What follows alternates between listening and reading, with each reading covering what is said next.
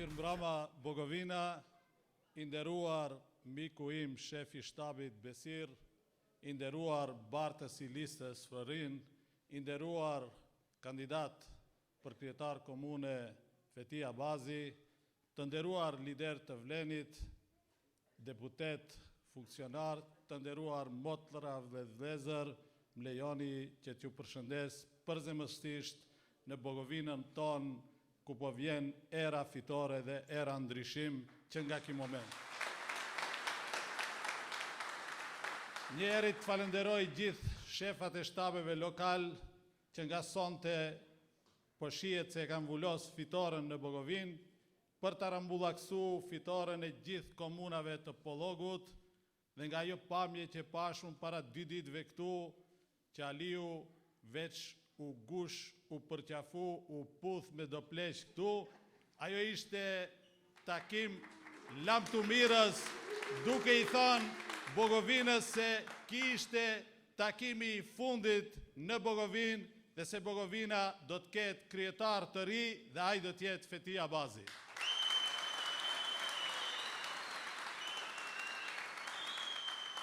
Të nderuar të pranishëm, ne po shkojmë drejt fitores së thellë, të pa diskutueshme dhe të pa kontestueshme në këto zgjedhje. Po fatkeqësisht, gjatë këtyre ditëve po ndodhin ca skandale të paparë në historinë politike të shqiptarëve. Para disa ditëve dul një skandal që ne bëm 4 presa radhazi dhe Ali Ahmeti as në një moment gjatë gjithë këtyre fjalimeve nuk u përgjigj.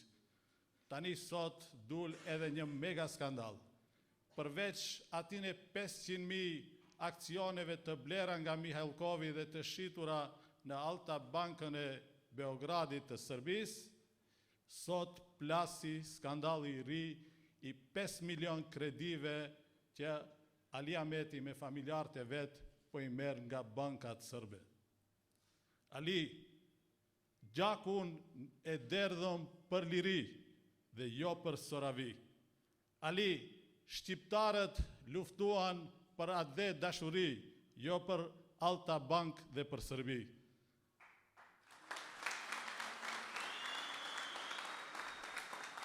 Hipokrizia e juaj nuk ka fund. Mbas gjithatin e skandaleve që kanë bë miliona duke ble qendër tregtare 35 milion euro soravin, duke nda akcione me Alta Bankën, duke u bë ortak me lotarin, duke ble toka edhe dele në çdo fush ka kalon korridori 8, duke ble vikend shtëbiza në për kryeqendra, në për gjirin e Larzit dhe gjithandej, dhe më ironikja, kur shqiptarët vuajnë kafshatën e Bukës, vëllau i Ali Ahmetit del edhe ushqen kalin me çokolada, duke i provokuar rënd shqiptarët dhe në fund ai cili keqpërdori gjakun e dëshmorëve, të luftarëve, të ushtarëve dhe në fund thot se shifni, lini barakat se në fund mund të përfundoni si Raman Morina.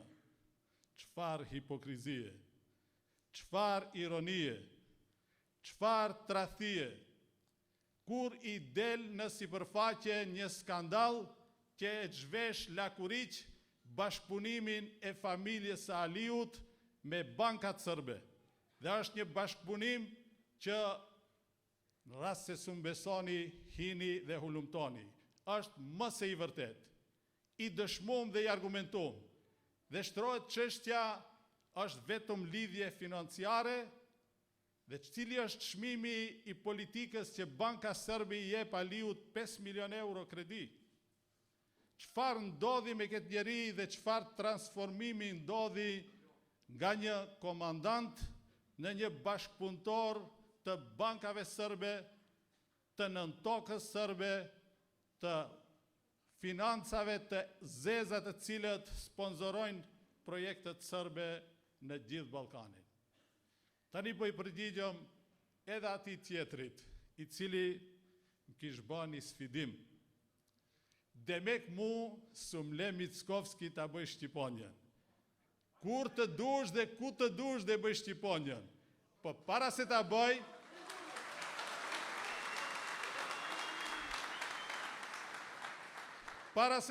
unë po të bëj disfidime tjera. A je i gatshëm ta thush atë që e tha e për Alin, se ka probleme serioze shëndetësore dhe psiqike. A i duhet të shkojnë pension. A mund të bëjsh këtë, Arben? Dhe dita ti tha e se nga takimet që Aliu i ka me Vučićin aq të shpeshta, dhe nga vizitat që bujari i bënin Sërbi që ne aq shpesh, brenda 4 viteve se në shkojmë të Dajca ka shkuaj në Sërbi, tha i bie që Rahman Morina të jetë Ali Ahmeti, po jo Rahman Morina në katror, Rahman Morina në kup. Prandaj në qofse i thu këtë digjara, kur dush dhe ta plotësoj dëshirën me Shqiponjën.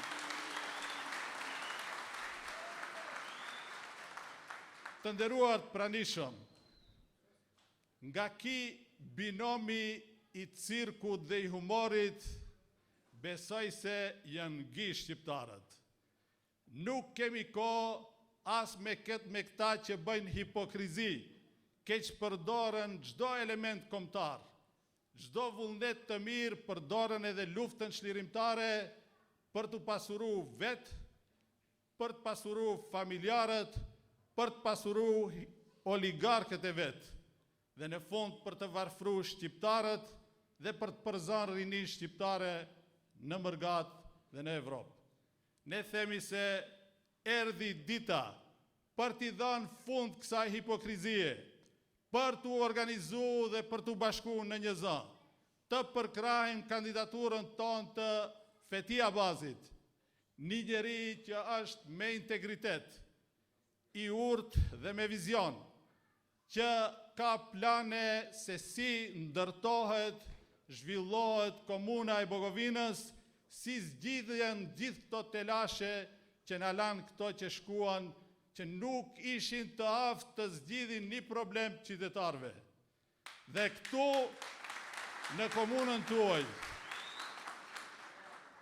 përveç që mungon çdo gjë në infrastrukturë, në shkollë, në arsim, në kulturë, në agrokulturë, në biznes, në arkitekturë dhe kështu me radhë, këtu kryetari komunës dhe komuna juaj është simbol në Maqedoni vetëm me begaton ka gjatë kohës zgjedhjeve. Po nuk fiton zgjedhjet ditën e zgjedhjeve ose të kampanjës duke shpërnda begaton ka në për mohalla. Ne juftojmë për një udhëheqje krejtësisht ndryshe, për një menaxhment komunës me perspektiv krejtësisht tjetër, me një krijetar që ka mbrapa vetës këshilltar profesionist, sigurse që e pat edhe Malsorën pak para jush, edhe Florin edhe gjitha të tjerët, andaj me ekipën që ka ndërtu Fetia. Padyshim se neve në takojnë edhe mbështetja, edhe fitoria. Po për në fund, e di se komuna e Bogovinës ka edhe shumë mërgjimtar. Nga ki moment mbres lanës dhe nga ki organizim impozant, ju bëj thirrje gjithë mërgjimtarve, që me 19 tetor të vinë të votojnë masovikisht, për të shijuar spektaklin e fitores në Tetov, në Tearc, në Zhelin, dhe në fund për t'ja dhënë vullën e fitores komuna e Bogovinës. Me 19 tetor të flasim gjithë me një zë, duke votuar numrin 7, duke votuar Fetia Abazin dhe për të festuar fitoren e madhe gjithë së bashku me gjithë shqiptarët. Ju falenderoj.